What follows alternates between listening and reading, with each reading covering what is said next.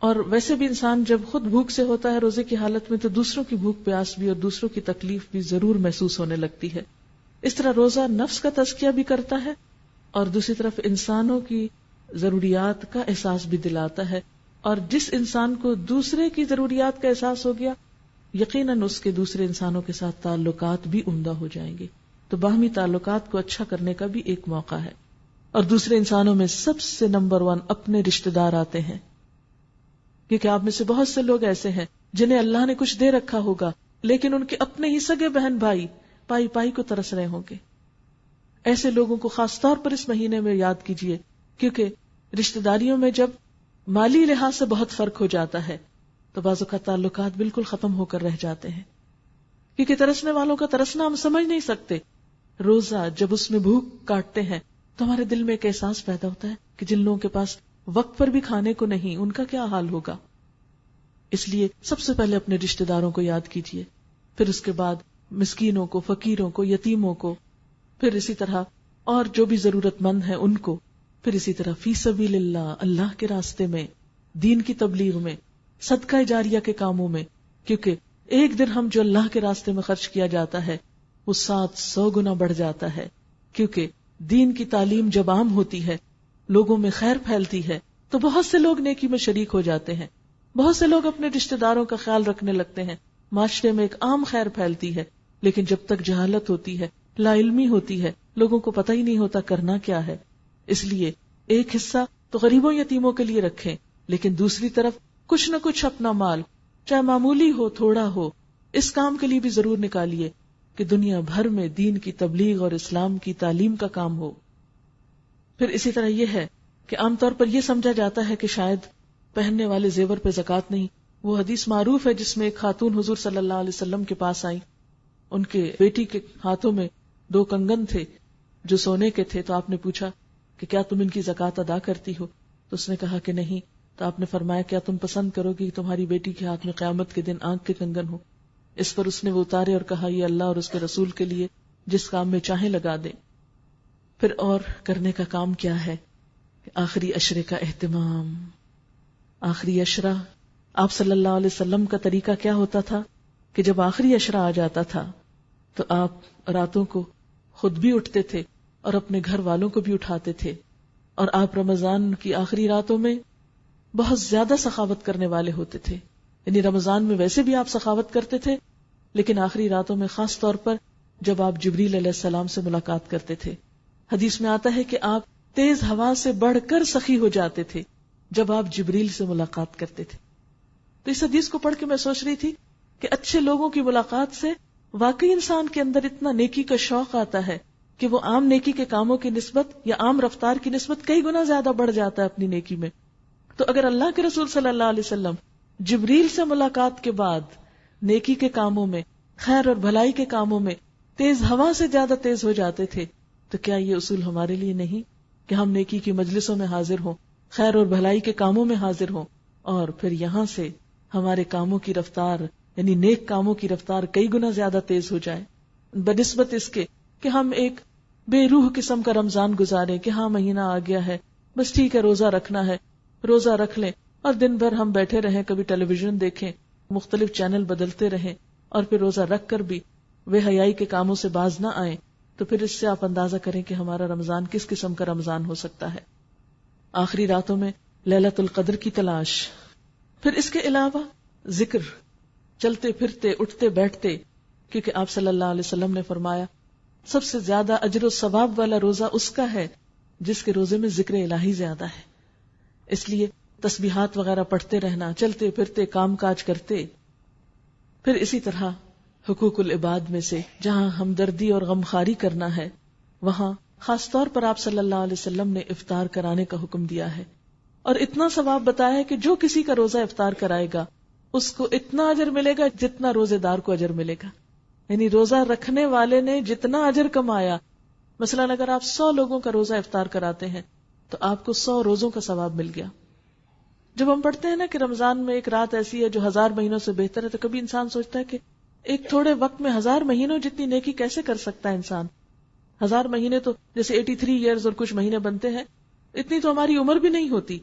لیکن اس مہینے میں اللہ تعالیٰ ایسے ایسے موقع فراہم کرتا ہے کہ یعنی ایک روزہ نہیں ہوتا ہمارا، یعنی روزہ بھی صرف ایک روزہ نہیں ہوتا. جب ہم افطار کراتے ہیں تو کئی روزوں کا اجر پا لیتے ہیں. اسی طرح جب ایک رات وہ جاگتے اور عبادت کرتے ہیں تو 1000 مہینوں کا اجر و ثواب پا لیتے ہیں.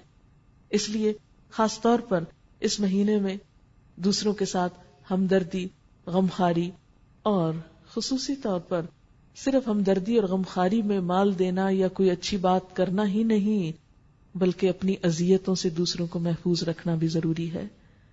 کیونکہ حضرت جابر سے روایت ہے کہ نبی صلی اللہ علیہ وسلم نے فرمایا، جب تو روزہ رکھے تو تیری آنکھ اور تیرے کان کا بھی روزہ ہونا چاہیے، اور زبان پر بھی کنٹرول ہونا چاہیے، جھوٹ اور حرام چیزوں سے بھی بچنا چاہیے، پڑوسی کو تکلیف نہیں دینی چاہیے، اور تجھ پر وقار اور اطمینان ہو، اور اپنے روزے کے دنوں کو دوسرے دنوں کے برابر نہ کرو. یعنی روزے اس طرح نہ گزرے کہ جیسے عام دنوں میں ہم رہتے ہیں، بلکہ روزے کا دن اور عام دنوں میں فرق ہونا چاہیے. آپ صلی اللہ علیہ وسلم نے فرمایا، روزہ ڈھال ہے، فَإِذَا كَانَ يَوْمُ صَوْمِ أَحَدِكُمْ فَلَا يَرْفُثْ يَوْمَئِذٍ وَلَا يَسْخَبْ فَإِنْ صَابَّهُ أَحَدٌ أَوْ قَاتَلَ أَحَدٌ فَلْيَقُلْ إِنِّي امْرُؤٌ صَائِمٌ. روزہ ڈھال ہے، جب کسی کا روزہ ہو تو اسے چاہیے کہ نہ تو گالی گلوچ کرے، نہ بےہودہ کلام کرے. اگر کوئی اس سے لڑائی کرے تو کہہ دے کہ میں روزے سے ہوں، اور لڑنا چھوڑ دے. عموماً ایسا ہوتا ہے نا، جب ہم بھوکے ہوتے ہیں تو پھر لڑنے کو بھی دل چاہتا ہے، چھوٹی چھوٹی باتوں پہ ہم اریٹیٹ ہونے لگتے ہیں. بچے نے کچھ کہہ دیا، اس کو پٹک کے جواب دیا، کسی اور نے کچھ کہہ دیا، اس کو ڈانٹ دیا. تو وہ جو ایک بھوک کی اریٹیشن ہوتی ہے، اس میں بہت احتمال ہوتا ہے اس بات کا کہ ہم روزہ رکھ کر پھر اپنی زبان کی حفاظت نہ کریں. اس لیے ہم دیکھتے ہیں کہ آپ صلی اللہ علیہ وسلم نے فرمایا، لیس الصیام عن الطعام والشرب انما الصیام من اللغو والرفث. روزہ صرف کھانے پینے کو ترک کرنے کا ہی نام نہیں، بلکہ لغو، بےہودہ اور بے حیائی کی بات کرنے سے بھی رکنے کا نام ہے. آپ صلی اللہ علیہ وسلم نے یہ بھی فرمایا، من لم يدع قول الزور والعمل به فليس لله حاجة ان يدع طعامه وشرابه. جس نے روزہ رکھ کر بھی جھوٹ بولنا اور جھوٹ پہ عمل کرنا نہ چھوڑا تو اللہ کو اس بات کی کوئی ضرورت نہیں کہ کوئی شخص بھوکا پیاسا رہے. ایک اور جگہ پر فرمایا، کم من صائم لیس له من صیامه الا الظمأ وکم من قائم لیس له من قیامه الا السحر. کتنے ہی روزہ دار ایسے ہیں جنہیں اپنے روزوں سے سوائے بھوک پیاس کے کچھ نہیں ملتا، اور کتنے ہی راتوں کو قیام کرنے والے ایسے ہیں جنہیں اپنے راتوں کے قیام سے سوائے رت جگہ کے کچھ ہاتھ نہیں آتا. تو اللہ نہ کرے کہ ہمارا رمضان ایسا ہو کہ صرف بھوک کاٹی ہو اور صرف رات کو قیام کر کے ہم آ جائیں اور حاصل کچھ بھی نہ ہو. نہیں، ہمیں شعوری کوشش کرنی ہے اور اس کے لیے ذہنی اور عملی طور پر تیاری کرنی ہے. یہ رمضان اللہ کرے کہ ایسا آئے، ہمارے دل بدل جائیں، ہمارا عمل بدل جائے اور امت مسلمہ کا حال بدل جائے. اس کے لیے جب تک کوشش نہیں کریں گے کچھ ہو نہیں سکتا، کیونکہ اللہ تعالیٰ کا ایک اصول ہے، اور وہ کیا کہ ان اللہ لا یغیر ما بقوم حتی یغیروا ما بانفسہم. اللہ کسی قوم کا حال نہیں بدلتا جب تک کہ وہ قوم اپنا حال نہ بدلے. جب تک ہم اپنا حال نہیں بدلیں گے، جب تک ہم کوشش نہیں کریں گے، جب تک ہم محنت نہیں کریں گے، جب تک ہم بھاگ دوڑ نہیں کریں گے، تو خود بخود تو کوئی نیکی نہیں ہو جایا کرتی. اس لیے جو مہینہ آ رہا ہے اس کے لیے ہمیں اپنی جان بھی لگانی ہے، اپنا مال بھی لگانا ہے، اپنا وقت بھی لگانا ہے، محنت کرنی ہے. لیکن یاد رکھیے، ان سب چیزوں کے لیے قرآن کا سیکھنا فیول کا کام دیتا ہے.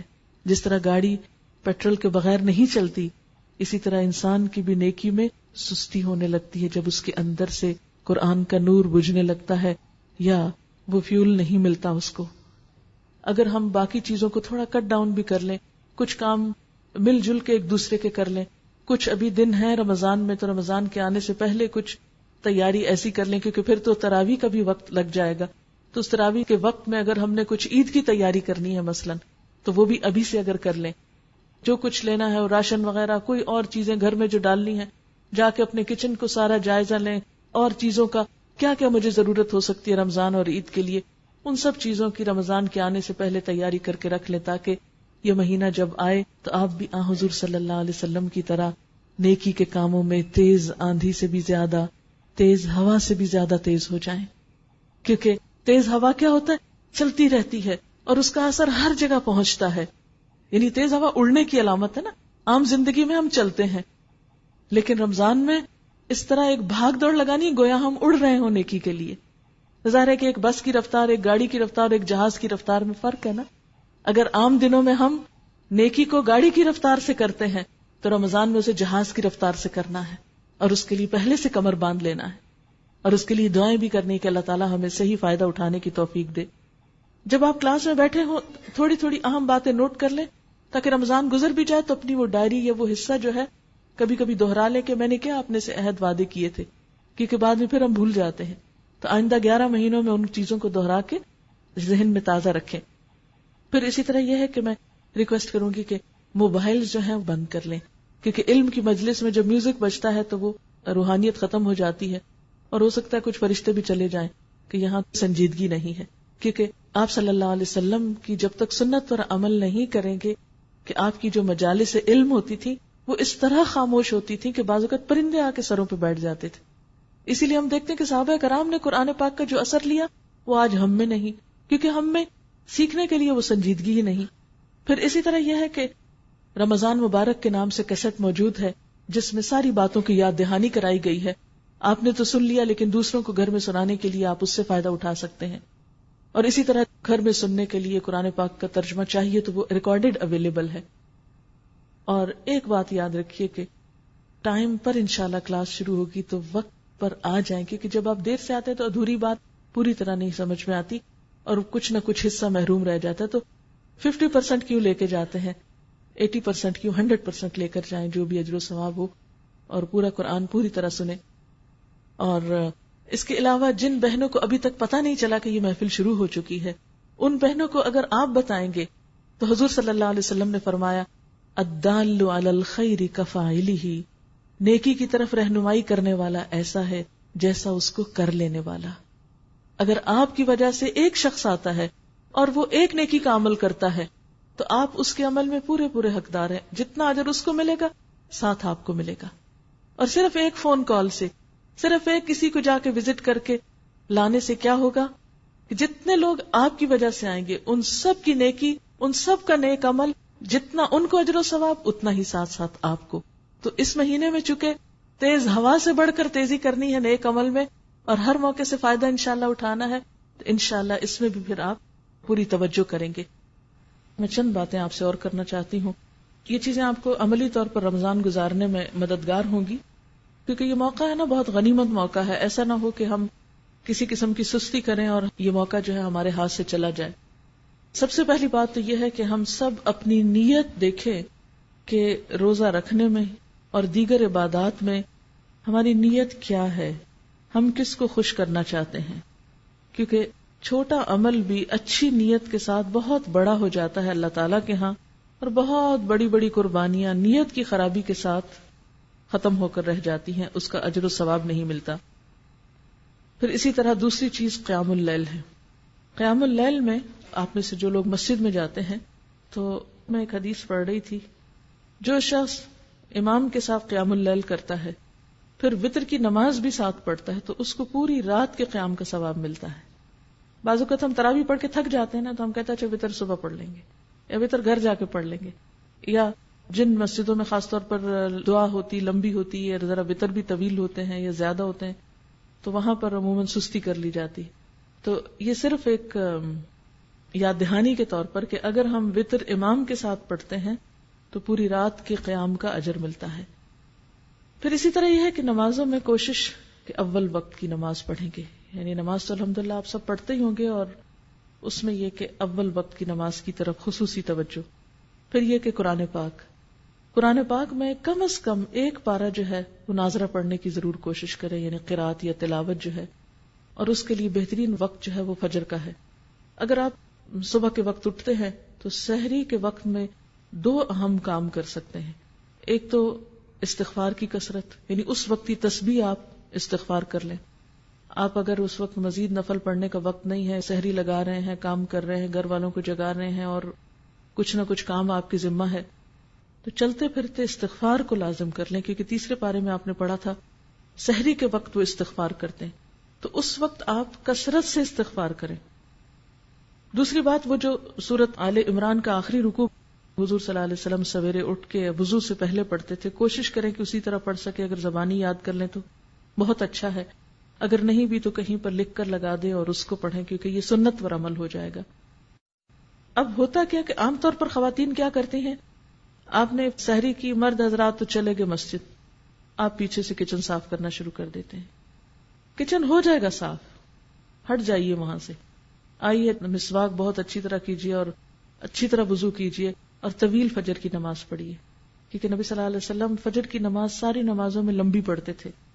افسوس یہ کہ ہمیں قرآن کا اتنا حصہ یاد نہیں، لیکن جو بھی لمبی سے لمبی صورت یاد ہے اس کو اس میں پڑھنے کی کوشش کریں. دوسری چیز جو اس سے پہلے کرنے کی ہے وہ تلاوت قرآن ہے. ان قرآن الفجر کان مشہودا، اس کو مس نہ ہونے دیں.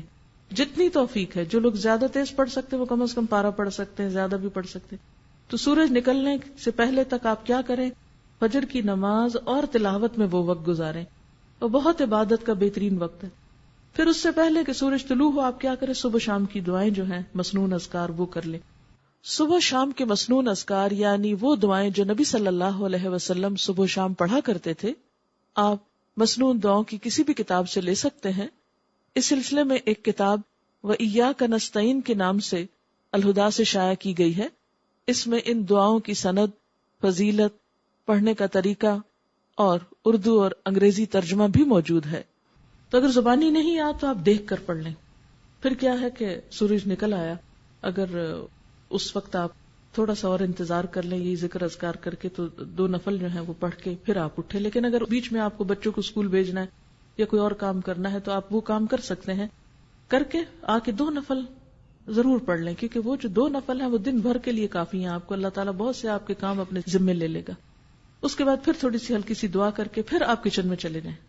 اب آپ دیکھیں گے، اب آپ جو کچن میں جائیں گے برکت بھی ہوگی، راحت ہوگی، دل کی عجیب خوشی ہوگی.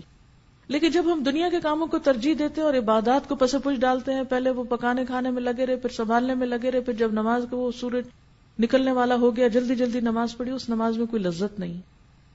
پھر اتنے میں بچے جاگ گئے، کوئی اور کام ہو گیا، پھر ان میں لگ گئے، پھر قرآن پڑھنا رہ گیا. کیونکہ مجھے معلوم ہے کہ اس وقت اپنے آپ کو کاموں میں سے، کیونکہ انسان کہتا ہے یہ تھوڑا سا جلدی سے سمیٹ لو بس پھر میں فارغ ادھر سو جائیں گے، چھوڑیے اس کو، پہلے ادھر سے فارغ ہوئیے. پھر اس کے بعد آپ اپنا آرام سے جو بھی کچن وچن سنبھالنا ہے جو کرنا ہے، پھر اس کے بعد آپ یہاں آنے کی تیاری کر سکتے ہیں. اور اگر آپ کے پاس کچھ اور وقت بیچ میں ہے، ہر ایک کی چونکہ مصروفیات فرق ہیں، اس لیے میں تھوڑا سا یہ ٹپس دے رہی ہوں آپ کو. ہو سکتا ہے آپ تو اس سے بہتر پروگرام رکھتے ہوں، لیکن شاید میرے جیسوں کو کچھ ضرورت ہو اپنے آپ کو روٹین میں اس طرح لانے کی، تو آپ کوئی کتاب پڑھ سکتے ہیں یا ذکر اذکار چلتے پھرتے کر سکتے ہیں. گھر کو سمیٹ سنبھال لیجئے، پھر آپ آ جائیے، پھر آپ یہاں قرآن پاک سنتے ہیں. کیونکہ علم کے رستے پر ایک ایک قدم جو انسان نکل کر آتا ہے اس کا بے پناہ اجر ہے، اور مل بیٹھ کے جو ہم پڑھتے ہیں اس کی ایک اور ہی برکت ہے. اور پھر اس کے بعد آپ یہاں اگر کوشش کریں ظہر کی نماز پڑھ کر جائیں، اگر یہاں نہیں تو گھر جا کر فوراً ہی پھر آپ ظہر کی نماز پڑھیں. اور پھر اس کے بعد یہ ہے کہ اگر آرام کرنا ہے کچھ دیر آرام کر لے تاکہ پھر شام کی عبادت جو ہے رات کی اچھی ہو. تو پھر اس کے بعد ہر ایک اپنے اپنے روٹین کا کام کر سکتا ہے. پھر خاص طور پر افطار کے قریب جو ہے وہ تھوڑا سا اپنے آپ کو روحانیت کی طرف پھر لائیں، افطاری لگا لیں، کر لیں جو بھی کرنا ہے. 5 منٹ دیں، 3 منٹ دیں، 2 منٹ دیں، 10 منٹ دیں، حسب توفیق جو کسی کو اویلیبل ہے. کہیں پر بھی ہیں آپ، اپنے گھر میں یا کہیں افطار کرنے گئے ہیں یا کوئی آپ کی طرف آیا ہے یا آپ کسی گاڑی میں بیٹھے ہوئے ہیں، افطار سے پہلے کے چند لمحے انتہائی قیمتی ہیں. دعاؤں کی قبولیت کا وقت ہے، اس میں پھر دعا کی طرف رجوع کریں.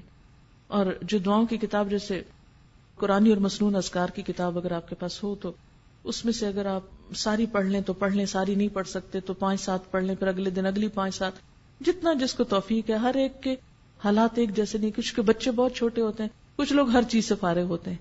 اب جن کے پاس جتنی فراغت ہے اتنا ان کا حساب ہے، تو وہ اتنا زیادہ آپ توجہ ادھر کر لیں. اور پھر اس کے بعد یہ ہے کہ افطار کرنے کے بعد پھر اپنے آپ کو تازہ دم کریں کہ آپ قیام اللیل کر سکیں اور وتر ساتھ اس کے پڑھیں، تو اس سے پوری رات کا قیام جو ہے اس کا اجر ملے گا. اس کے علاوہ ہر ایک کی اپنی اپنی روٹین ہے، اور بیچ میں جو اوقات آپ کو اور کاموں کے لیے ملتے ہیں، مثلا اگر کسی مریض کی عیادت کرنا ہے یا اور تو اس کو بھی آپ دیکھ سکتے ہیں. لیکن سوشلائزنگ سے پرہیز کریں اس مہینے میں. صحابہ کرام کا طریقہ یہ ہوتا تھا کہ وہ اجنبی ہو جاتے تھے رمضان میں، میل ملاقاتیں چھوڑ دیتے تھے. الا یہ کہ کوئی بیمار کی عادت ہو یا کسی مسکین کا خیال کرنا ہو یا کوئی اور ایسا ہی کسی کی خدمت کا کام ہو. لیکن افسوس کہ ہم مسلمانوں کے کلچر میں کیا ہوا کہ وہ اصل جو سنتیں تھیں وہ رہ گئیں اور کچھ اور چیزیں آ گئیں. یوں لگتا ہے کہ جیسے یہ میل ملاقات کا مہینہ ہے، یا افطاریوں پہ جا رہے ہیں یا بلا رہے ہیں یا رات بھر جاگ رہے ہیں، گپ شپ ہو رہی ہے، ایک رونق میلہ ہے. تو ان چیزوں کو کٹ ڈاؤن کر کے اپنے ایمان کی تجدید، اپنی عبادت میں روٹین میں لانے کی اللہ تعالیٰ نے یہ ایک ٹریننگ کا مہینہ دیا ہے جس میں ہم زیادہ سے زیادہ اللہ تعالیٰ کی طرف رجوع کر سکتے ہیں. یہی کام آپ شوال میں کریں، کسی اور مہینے میں کریں، وہ اجر و ثواب اور برکت نہیں پائیں گے جو اس مہینے میں ہوگی. کہ اس میں اول اشرہ جو ہے رحمت کا اشرہ ہے، پھر بخشش کا اشرہ ہے. تو ان چیزوں سے آپ نے خوب فائدہ اٹھانا ہے. اسی طرح رمضان میں ذاتی عبادات پر توجہ دینے کے علاوہ حقوق العباد کی ادائیگی کا خیال رکھنا بھی ضروری ہے، کیونکہ رسول اللہ صلی اللہ علیہ وسلم نے اس مہینے کو شہر المواسات کہا ہے کہ یہ ایک دوسرے سے غمخواری کرنے کا مہینہ ہے. گویا رمضان مبارک حقوق العباد کی طرف توجہ دینے کا مہینہ بھی ہے. رمضان کا روزہ ایک اجتماعی عبادت ہے جو مسلمانوں میں باہم اتحاد کی فضا پیدا کرتا ہے. روزے کی وجہ سے جب بندہ خود بھوک محسوس کرتا ہے تو دوسروں کی بھوک اس کو زیادہ بہتر طور پر محسوس ہو سکتی ہے. روزہ جہاں انسانی نفس کا تزکیہ کرتا ہے وہاں انسانوں کے باہمی تعلقات کو بھی بہتر بنانے کی فضا مہیا کرتا ہے. اور ہمارا دین تو ہمیں سب کے ساتھ خیرخواہی کرنے کا پیغام دیتا ہے، جیسے آپ صلی اللہ علیہ وسلم نے فرمایا، مسلمان کا بھائی ہے، نہ اس پہ ظلم کرتا ہے نہ اس کی مدد چھوڑتا ہے. جو اپنے بھائی کی حاجت پوری کرنے میں لگا ہو اللہ اس کی حاجت پوری فرمانے میں لگا ہوتا ہے. اور جو کسی مسلمان کی پریشانی دور کرتا ہے اللہ تعالیٰ اس کی وجہ سے اس کی قیامت کی پریشانیوں میں سے کوئی بڑی پریشانی دور کر دے گا. اور جس نے کسی مسلمان کی پردہ پوشی کی اللہ تعالیٰ قیامت کے دن اس کی پردہ پوشی کرے گا. اسی طرح ایک اور حدیث میں آتا ہے کہ بیوہ عورت اور مسکین کی خبرگیری کرنے والا اللہ کی راہ میں سعی کرنے والے کی مانند ہے. یعنی خاص طور پر بیواؤں اور حاجت مندوں کا خیال کرنا ہے، ان کی ضروریات پوری کرنا ہے. آپ صلی اللہ علیہ وسلم نے فرمایا، بیوہ اور مسکین کی خبرگیری کرنے والا اس شب بیدار شخص کی مانند ہے جو عبادت اور شب بیداری میں سستی نہیں کرتا، اور اس روزہ دار کی مانند ہے جو دن کو کبھی افطار نہیں کرتا. آپ صلی اللہ علیہ وسلم نے فرمایا، وہ شخص کامل مومن نہیں جو پیٹ بھر کر کھائے اور اس کا ہمسایہ اس کے بازو میں بھوکا رہے. یعنی اپنے آس پاس دائیں بائیں، اپنی بلڈنگ میں، اپنے ایریے میں دیکھیں کہ کوئی اور ضرورت مند تو نہیں، کون کس حال میں ہے. آپ صلی اللہ علیہ وسلم نے فرمایا، آگ سے بچو چاہے کھجور کے ایک ٹکڑے سے ہی ممکن کیوں نہ ہو. یعنی اگر ایک کھجور تک بھی آپ تقسیم کر سکتے ہیں تو اس کا بھی اہتمام کرنا چاہیے. پھر اسی طرح روزہ افطار کرنا. آپ نے فرمایا، جس نے کسی روزہ دار کا روزہ کھلوایا یا کسی مجاہد کو تیار کیا تو اس کے لیے بھی اس کی مثل اجر ہے. یعنی روزہ رکھنے والے کے روزے کا اور جہاد کرنے والے کے جہاد کا. پھر اسی طرح بیمار کی عیادت. یعنی رمضان کے مہینے میں عام ملاقاتوں کی نسبت ضرورت کی ملاقاتیں باقی رہنی چاہیے، اور اس میں خاص طور پر اگر کوئی بیمار ہو. پھر حقوق العباد کی ادائیگی میں دوسروں کا خیال رکھنے کے علاوہ اہم ترین چیز یہ ہے کہ اگر ہم کسی کے لیے کچھ نہیں کر سکتے، نہیں ہے ہم میں ہمت توفیق، ہم صرف اپنا روزہ لے کر بیٹھے ہوئے ہیں، تو کم از کم ان کو اذیتوں سے بچائیں. کسی کو دکھ تو نہ دیں، کسی کو خوشی نہیں دے سکتے نہ دیں، لیکن کامیاب ہے وہ شخص جو دوسروں کو اپنی تکلیف اور اذیت سے محفوظ رکھتا ہے. المسلم من سلم المسلمون من لسانہ و یدہ. مسلمان وہ ہے جو اپنی زبان اور اپنے ہاتھ سے دوسروں کو محفوظ رکھے. اور پھر ایک دوسرے کے جان اور مال اور عزت کا احترام. کل المسلم علی المسلم حرام دمہ ومالہ وعرضہ. ہر مسلمان پر دوسرے مسلمان کا خون، مال اور عزت حرام ہے. اور روزے میں اس کی تربیت اور بہتر طور پر ہو سکتی ہے، کیونکہ زبان کو جھوٹ سے، چغلی سے، ہر چیز آپ کو بچانا ہے.